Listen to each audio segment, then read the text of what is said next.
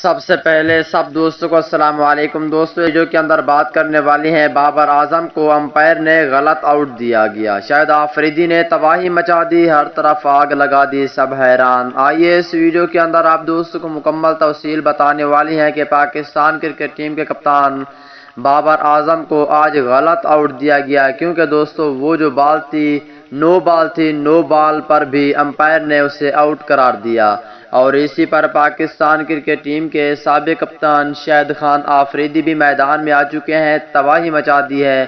آئیے اس ویڈیو کے اندر آپ دوستوں کو مکمل ڈیٹیل بتانے والا ہوں کہ پاکستان کرکٹ ٹیم کے سابق کپتان شاہد خان آفریدی آخر کار بابر اعظم کے لیے میدان میں کیوں آئے، اور اس حوالے سے مکمل ڈیٹیل بتانے والا ہوں۔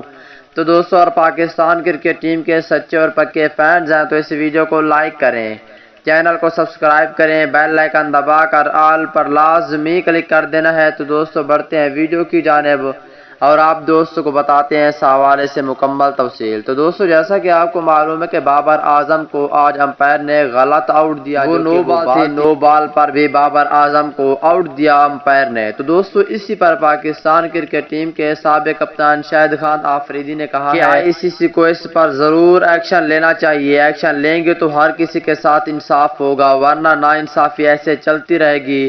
تو شاہد آفریدی نے کہا ہے کہ آئی سی سی کو اس سیریز میں اور پہلے میچ میں بابر اعظم کے لیے ہر حال میں ایکشن لینا چاہیے۔ اس حوالے سے آپ کیا کہیں گے؟ شاہد آفریدی نے ٹھیک کہا یا نہیں؟ نیچے کمنٹ سیکشن میں لازمی بتائیں۔